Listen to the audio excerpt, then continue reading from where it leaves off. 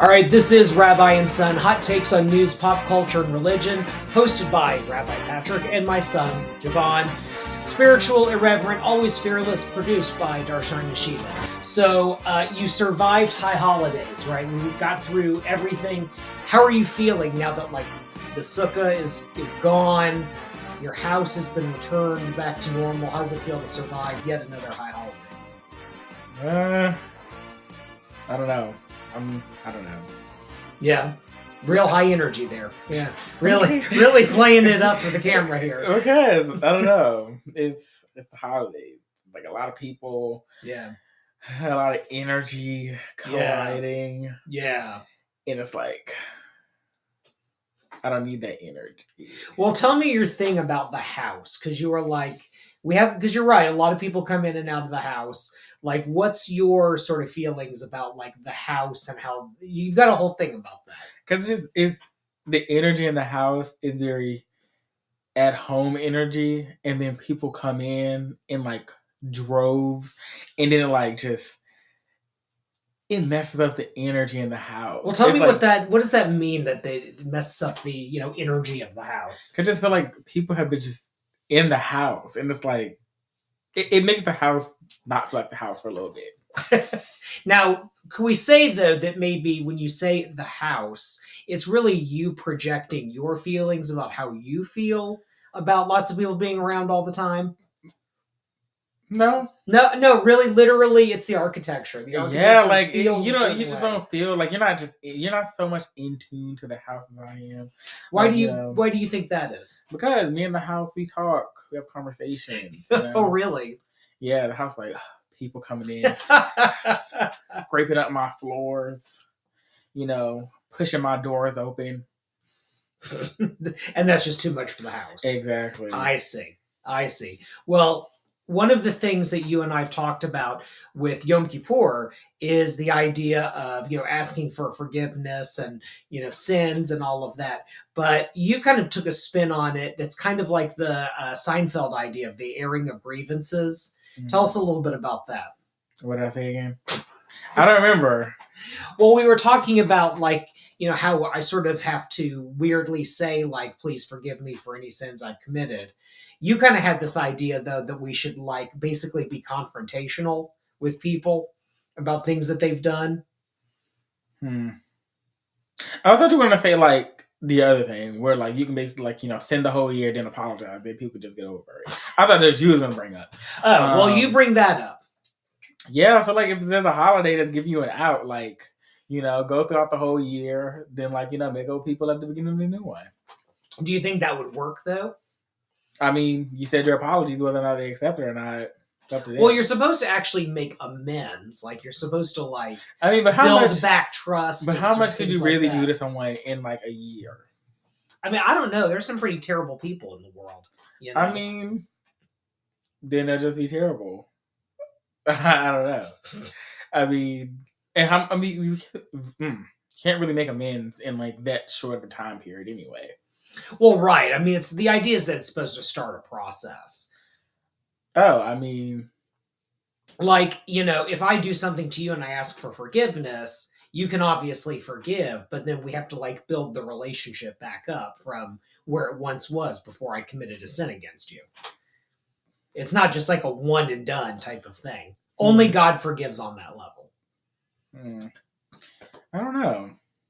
But you and I got into this conversation because one of the things we talked about is if everyone publicly said what their sins were, it would cause chaos because then everyone would learn the terrible things that they were doing to one another. But you suggested the idea of maybe we just all have it out. And then that's part of the holiday. You just air your grievances just like the Festivus holiday in Seinfeld, and then you call it a day at that. Yeah, you should air your grievances. You can't keep sitting on things, letting things, brew and brew and brew until they eventually spill. And then when they spill over, it's you've been holding all this anger and this animosity towards someone instead of just letting it out and not having that. Because the more you sit on it, the more it's going to build, and then the worse it's going to be. So you might as well air out the grievances, tell people exactly what they did, exactly how you feel, and where they went wrong. and then y'all can go from there. So catharsis should be part of the high holidays experience on some level. Exactly. Got it. Okay, well, we'll see if anyone ever does something with that. But okay, we have Rosh Hashanah, we have Yom Kippur, and then we have Sukkot. So of those three holidays, which one did you like the best? Spoken like a true clergy child. I'm trying to think like what was done. I mean, I remember like the Fort holiday. Yeah, Sukkot. I don't remember the other one. Because you shook the lulav this year, which is something. I mean, I did it last year. Did you do it last year? Yes, I did. I didn't remember you doing it last year. I remember doing it last year. Ah, okay. Yeah, I did. I think that's the quirkiest of the holidays, right? Because we can all understand Rosh Hashanah as like, something that you would go to a service of some kind, and we can understand the idea of like the symbolism of the round challah and honey and sweet, and like it's pretty low level, right? And then you get to Yom Kippur, and if you have some kind of concept of like sin, then you would understand the concept of like a forgiveness holiday. Sukkot's the one that I feel like is a bit of a southpaw, like it just kind of comes at you, and it's like, and there's huts, Yeah, I don't know. I think that one. Yeah? Yeah. Any particular reason why? Because there's not much to get into. Like, as like, yeah. I mean, there is like, a sermon, but there's not much like, lengthy prayer services exactly. And things like that. Got it. I see. Okay, cool. Well, if you have a favorite of the big three holidays, let us know. I'd love to hear from you. So, speaking of people we'd like to hear from, if you like date honey, date syrup, things like that, you will absolutely love Date Lady. So Date Lady is great. We have a video that we did from the Rosh Hashanah cheese board video that made its way onto TikTok. I think we have about 3,000 views of that. I don't know if that's a lot of views or none, but Date Lady sponsored that video and it was great. So go on ahead and get yourself some Date Lady date syrup. She did not sponsor this video. We also didn't ask her to, but we wanted to go on ahead and promote this one more time because we've been making salad dressing out of it. It's fantastic. You don't have to use that much and it feeds a crowd.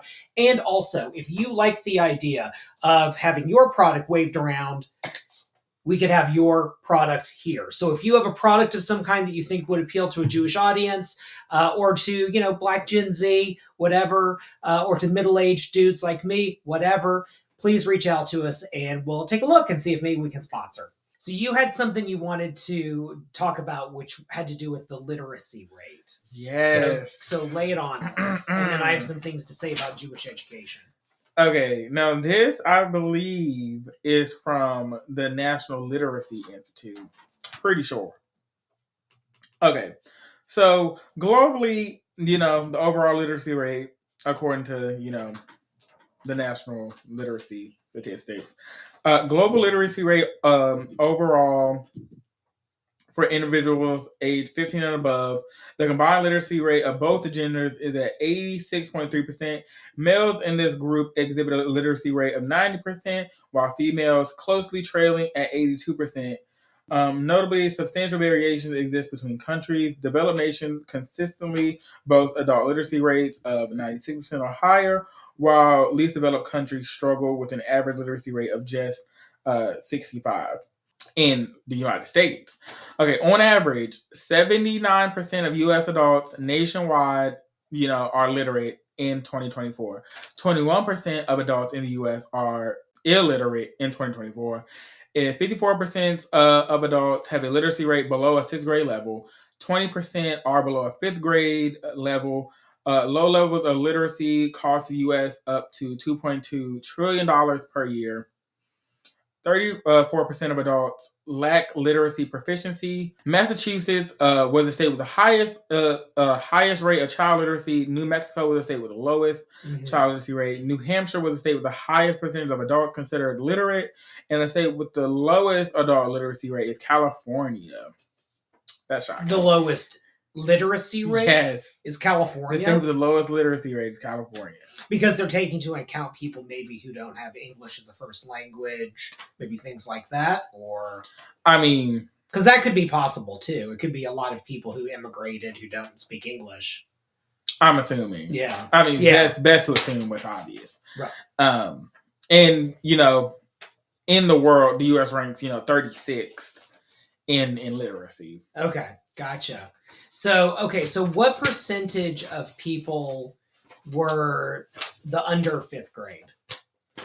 Under fifth grade, 20%. 20%. Okay, so 1 in 5 adults is not reading at the fifth grade, at the sixth grade level, basically sixth and above. Are not reading at the grade level. Are not reading at sixth and above.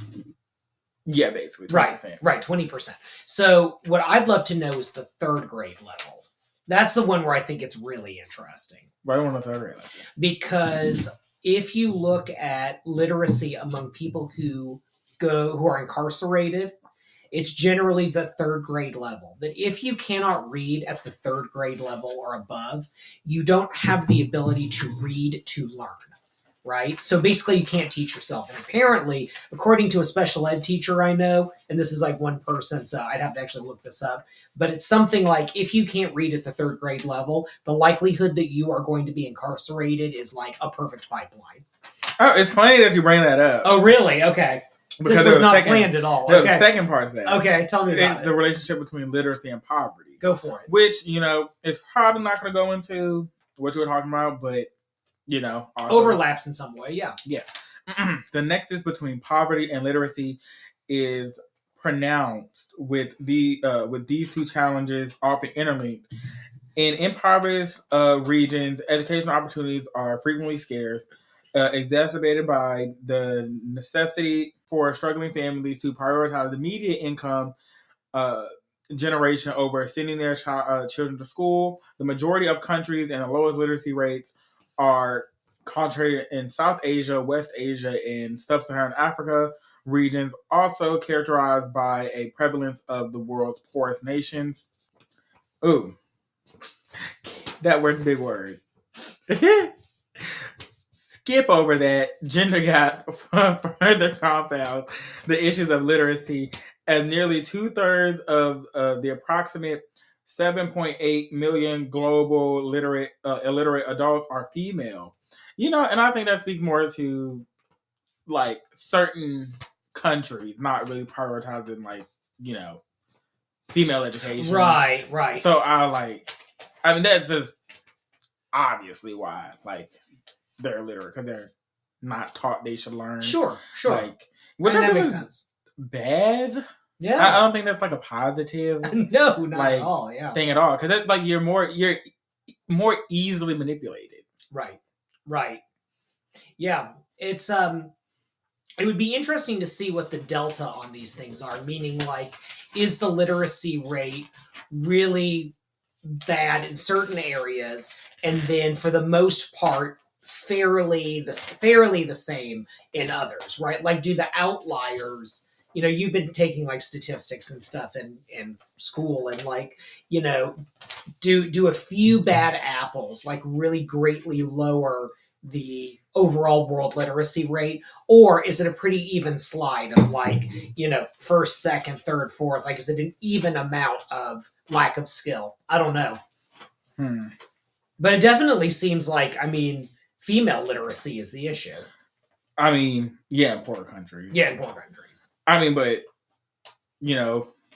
But history is, women were never taught that they should learn, and every time they did learn something, it was oh, she's a witch. She knows more. It helps that we've been watching Agatha all along, so it's been a very witchy household the past so weeks.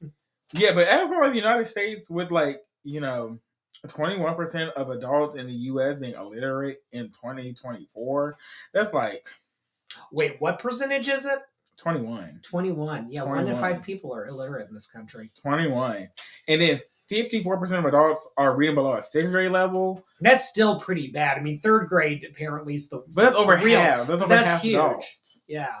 And if you can't, because the reason this came up, and the reason I even brought it up was because people were talking about how come people are easily go along with rhetoric from certain politicians. Right. That's like, or information that is like false. It can be proven false, but they, think otherwise. Right. I mean, you would think otherwise because you can't understand what it is if you were to read it. Sure. If you could read it. Sure.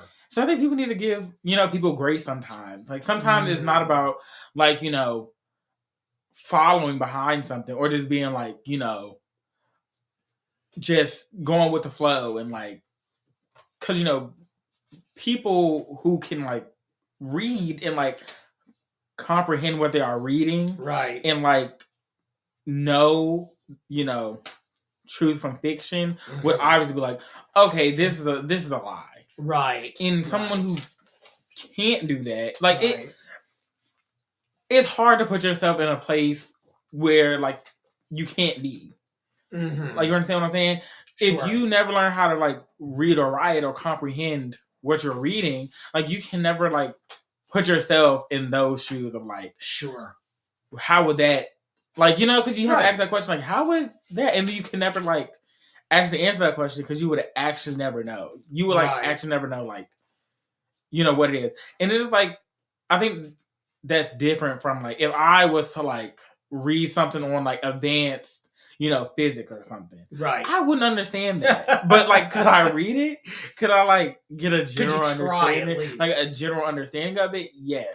But that's like something different between like me reading like, I don't know, something factual and then someone else reading it and they're like, oh, well, that's still wrong because this person said that. Right. Like, they can't really understand it. So I'm like, sometimes just give people grace because a lot of people are really combative and just think people are just like not on their level. Yeah. And that leads to like, people feeling superior. Yeah. And then, feeding into stereotypes about, poor people. Yeah. Yeah. No, I think that that's valuable. And I think that's spiritual wisdom as well.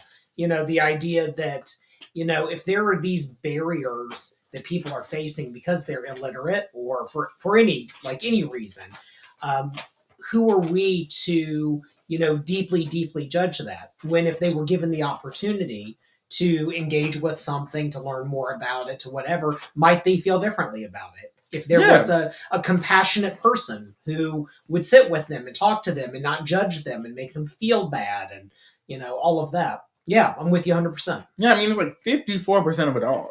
That's over huge. Half. That's over half. So you have to think about, because I do feel like this leans more into like the older side of the spectrum.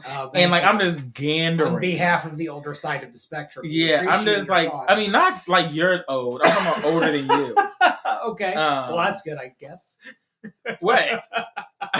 Like, I'm just saying, I'm just like, gandering. I don't like, Do you think the older people tend to have higher illiteracy rates and younger people tend to be more literate? Is that what you're saying? Or I'm saying like time wise. Okay.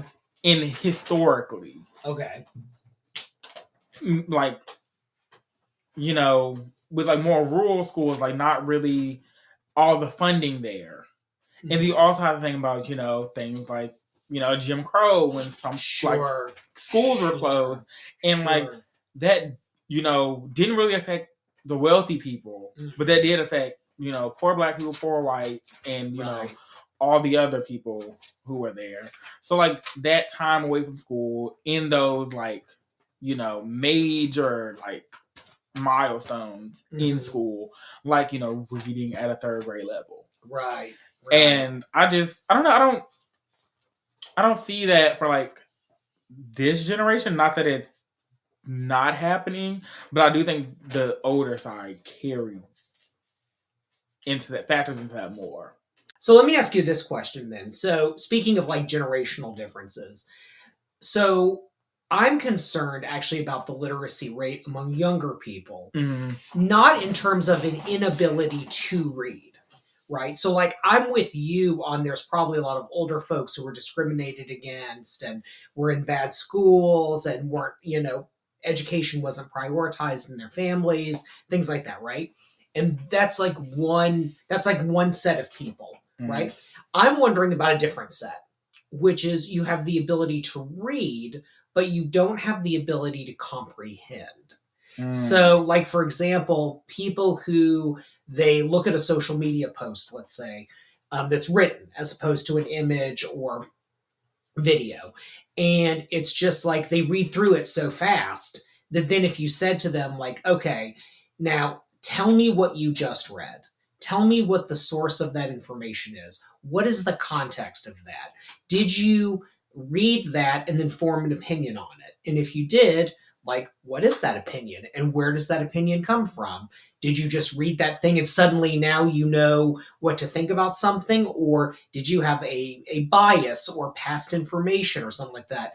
Because I feel like, not that I have a lot of experience with like younger people reading, but when I've been working with bar and bat mitzvah kids, I've noticed there is this sort of like, why can't I get through this? Like just with reading English, not with even Hebrew's a whole other, but that's a whole other ballgame. Like I forgive everyone on that one. I'm probably not reading at the third grade level of like Hebrew sometimes, but I've just noticed with like reading like a paragraph, it's like this tendency to just try to like get through it, like get to the point. Like, why can't it just be bullet points? Why can't, instead of bullet points, why can't it be a picture? Instead of a picture, why can't it be a video? And then, like that thing. So I just worry about that. Like, what happens when you can read, but your brain is just moving so fast and demands information so fast that you're not willing to put in the time to like actually deeply look at something. I don't know. I do think the whole like social media thing, I do think that sometimes comes in as bias. Because like, with the like people in this time, politics and like, or like when it comes to the internet and like your favorite like artist or something. Or like, you're in like in the favoring opinion of someone differing opinion. And then like I see it a lot where people they say something and it's like clear as day to me. Right. Like exactly what they mean. Like they like wrote it out. Okay. Period. And then people just take and make something totally different from what exactly was stated. Right. And like trying to make it like its own thing. But I'll be like, well, no, that's not what they said at all. This had like what you just wrote had nothing to do with what they said. You just took it out of context. And I think you read what you wanted to read. Sure. And you didn't like, I don't want to say like you didn't understand it because I'm like not them. Right. But like it seems to me like you didn't understand what they just said. Or the trolling where you see someone post a video that's like, I'm making this up, information about cats. And then below it they go something like, well, you don't know anything about cats. And it's like, someone will comment to be like, did you even watch the video? Like this person's a veterinarian and they know blah, blah, blah, blah. Or it'll be a title that's clickbait and it'll be clickbait to get you to watch it. And then someone comments on it, not realizing like, yeah, the point is to watch it to learn the thing. Like it's like they don't understand the idea of like a hook. So someone will put in something like 5 facts about Israel that no one ever told you. And then their comment is like, I was told everything. It's like, you're missing, like, that wasn't a literal statement. It wasn't like someone actually can look into your brain and like know everything that you know about a topic and then make a video just to tick you off, right? Like, it's like they're not in on the joke, Yeah, I mean, sometimes people are, the sharpest spoon. The sharpest spoon. I hope there's no sharp spoons. Yeah, sometimes people are, the sharpest spoon, the roundest marble, like, but like, I don't know, because sometimes people don't get like satire. Right. Like, and they just like think it's real, but like, you can clearly tell, like, yeah, I mean, I do like sometimes like on basic, you would think basic known information, sure, that people would know that they like, oh, that's wrong, right? Like, and it's like, no, that's real. That's what's going on. That's what's been going on. And then like you're saying it's false, but it's like there's evidence to the contrary. Like, this is like the rumor that was like totally a trolling like experiment where someone started the thing about the flat Earth and how like actually that took off as a legit thing that people began to or believe. like birds aren't real. Birds aren't real is great. We had a neighbor for a while who had a birds aren't real like flag or something in their backyard, and I so wanted to go over there and just be like, I know, like I see you there. That's awesome. Good for you. Like we should hang out. Yeah, I don't know. Sometimes, I don't know. I mean, the flat Earth theory could like it made more sense back when there, wasn't really that much science. Yeah, but then like yeah, I mean, been disproven already. But I guess some people don't, like to lose. Well, it gets mixed up with the Bible because the biblical conception of the earth is that you have a flat earth and then you have the firmament. So this is the waters above and the waters below. And that there is a kind of, it doesn't state it this way, but basically it's kind of like there's a spiritual energy that holds, that like separates the waters, right? So if you have like I imagine it almost like two mixing bowls. So you have like two mixing bowls like this, and then you have a plate in the center, okay? And this sort of almost like gravity is holding all of this in suspension. And then if you look at the Noah story, it's the idea that the 40 days and 40 nights, but it's actually 150, like whatever, that's a whole other thing. That why did that happen? Was it a flood like we would understand a flood? No, because we would understand a flood as the rain pours in and it raises the water level and then you have a flood. The way they understood it wasn't a flood because they had seen floods before. Like this wasn't new. It was the idea that the firmament, both above and below, was going smack like that. And that sort of was the conception of how the world looked for the longest time, was some sort of like realm above, realm below, flat land that we all but that wouldn't make sense. That would what? That would make sense. That wouldn't make sense? No, because to ancient people? Okay, no, yeah, to ancient people. Right, that's like, that's what I'm saying. Serious, no, I'm just saying. Sure. Okay, the earth is flat, right? Okay. And then there's something below it and above it. That's right. Water, right? This will never get up here because it's going to splash out. Like, you know what I'm saying? Unless, like, you believe, like, it's going to come up the side. Like, you get what I'm saying? The idea is that it came through. So it's more like, I can't even, like almost like a sponge. Like the middle part almost was like a sponge, and that the waters that were from the below, came up and through, and that's like geysers basically. And then the waters above the top part, the firmament, come down as rain. So that's the way they understood that, and that it was God that held together the energy or whatever, that they kept everything separate. Otherwise, it's kablamo. But yeah, but that's why, like, some of the stuff with flat Earth, suddenly I started seeing the pictures and things people post. I'm like, that's actually not even accurate for what the Bible thought it was. Like, they're using that as the reasoning. They're like, well, the Bible told us. And I'm like, even your picture of what it's supposed to look like. I mean, the Bible also told you, like, Noah got all the animals on, one boat. So it's on my mind because that's the Torah portion for this week. I mean, but that's like, let's get into that. Oh, you want to get into that? Like we need to all right, go into that. Okay, let's go into that. I mean, I don't got questions. I just got, Okay, let's do it.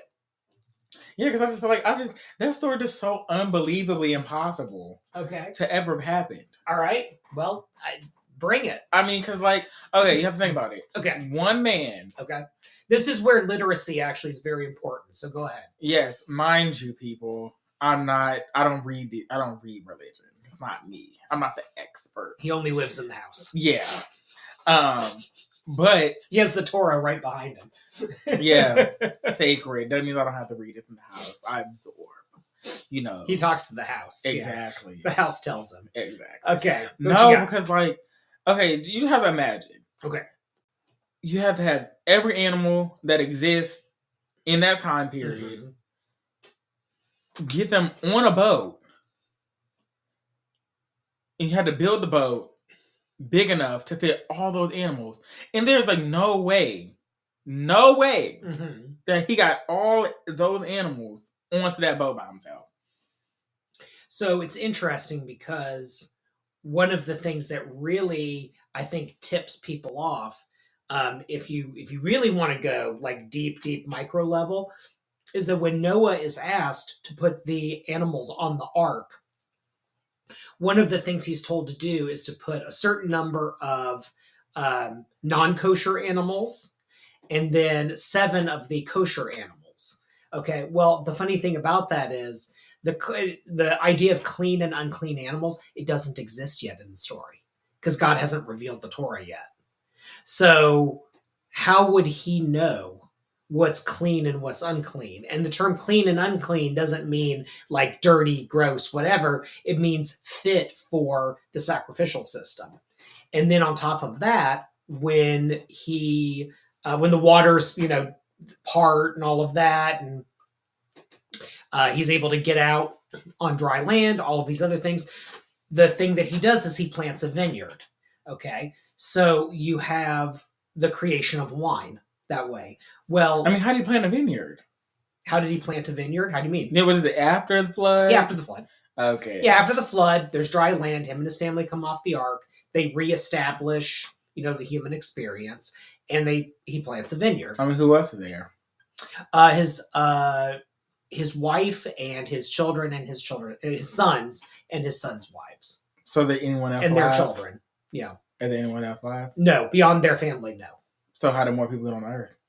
Well, I mean, that's the thing, is that the authors weren't really concerned about that, because the more interesting part of it is he plants the vineyard and he makes wine, and then he gets drunk, and then there's a whole scandalous thing that goes down after that, which, happy to tell you, PG-13 story here. So, and so there's this thing of drunkenness and, a bunch of debaucherous type stuff that happens potentially. It depends on how you want to read what happened.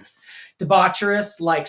No, I don't need what happened though with debaucherous. What happened? Well, that's the thing, is that it's only alluded to. So it could be that one of Noah's sons slept with him. Oh. Yeah, that's why I was saying, might have to blur that one out. There's a possibility that Noah was castrated.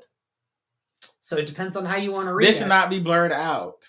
You need to know that this is knowledgeable. This is. You can't run from your religion.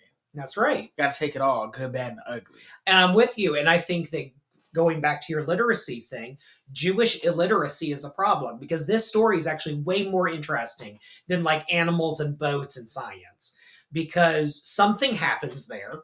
And in the ancient world, there were a lot of stories about the sons of a main god castrating the father god in order to ascend to power. So there's actually a question of is this a Jewish way of understanding that myth? And then there's other sort of ways that it's interpreted, whatever. Well, so 2 of the sons basically cover the father in the way, because they see him naked and he's in this altered state, because who knows what's happened, right? Because it's not explicit in the story. So what they do is they take a blanket or a cloak or something, they put it over their shoulders, and then they walk backwards towards their father and then just sort of toss it on him, because they want to spare him the indignity of them looking at him while they cover him. They're trying to be as modest as possible, right? So basically, once Noah kind of recovers his faculties a little bit, he then curses his grandson. His grandson's name is Canaan, which is Canaan. It's the Canaanites. So you have this story of a pre-flood society. They're all vegetarians. They don't eat animals, whatever. They then are offering sacrifice, and you have to have certain animals to offer those sacrifices to. And part of sacrifice is also wine is a sacrifice. And so then you have that in the story. And then you also have this thing about cursed be Canaan. He will be, a servant, a slave to the other family, basically. And so what do you get out of that? Well, you get a priestly text that explains where do we get sacrifices from and why was it okay for the Israelites to conquer Canaan. So it's a backstory. It's like a prequel to what is actually the more interesting story to them, which is what is the proper way to serve God? And what is the origin story of the Jewish people? They're reading into past myths their story. And you have to look at like why is the Noah story different from the other, flood deluge as they call them, like deluge stories. And that's how. Because it's this question of like what did the priests see of themselves in that story? I mean, so how did more humans get on Earth? Incest. Yeah, so shouldn't people be looking a mess? They didn't think of it. They didn't have those frames of references that we have now. That's what I'm saying. They didn't have genetics. They didn't have. I mean, you not having genetics not gonna stop your, you doing all that, business. Like your kids have like a club foot and like, Oh yeah, no, totally. Long arms and like just look a mess. And this is how you know, like that when they wrote these stories, they weren't writing them with those things in mind because they had to have known, back then that certain types of relationships were going to lead to genetic problems and things like that. Because you have in the Bible these codices about like this person can't have sex with this person or with this person or whatever. And you could kind of read into it that some of that probably had to do with an understanding of if the offspring of those children. I mean, but why didn't God put it in there and say something? Like, don't do that early on? Yeah. Because their understanding. So you have to keep remembering this isn't, the Jewish texts are not about what those characters are experiencing. It's about how we read those stories. That's what they're thinking about. Yeah, but I'm thinking about like, where was God in all this? Like, where was God in what? The flood story? Yes. Or like how do you say, yeah, Noah go do this thing? And then like question mark afterwards? Okay, well which thing? Because there's a lot of things in that story. I mean, get the animals, get them on the boat. Okay. And then what happened after that? What did he say after that? What did God say after the flood? Exactly. So like, what was going to happen to how was there going to be more people on the earth? Like, I need some more explanation. Yeah, here. God doesn't. So the Torah is very terse. It only tells you what it wants you to know. So basically, they come off the ark. The 7 Noahide laws are given. So these are the laws that apply to all of humanity.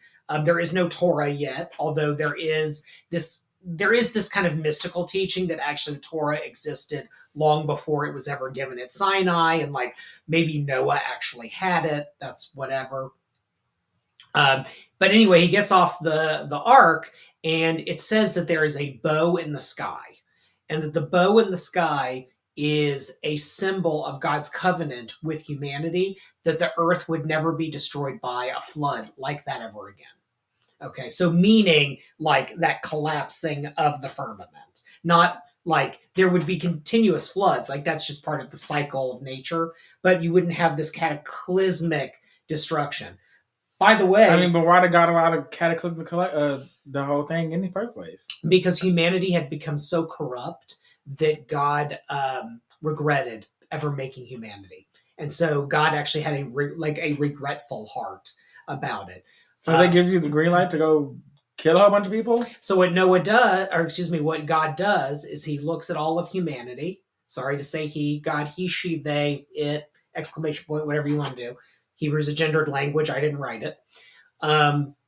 God looks at all of humanity, finds that Noah is, and the word that's used is that the phrase is Ish Zadik Tamim. So he is a righteous man in his time.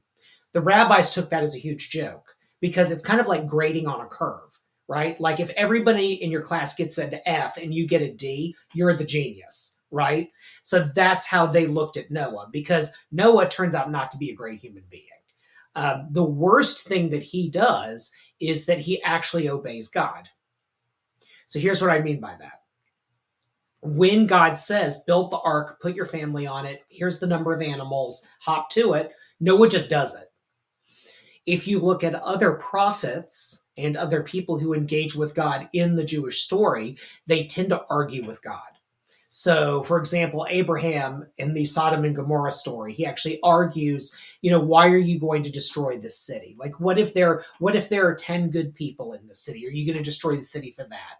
Or, you know, there's this idea of like the prophets saying like, but what will they think about you in the other cities if you destroy your people in the desert for being bad? What will they say back in Egypt about you? Right?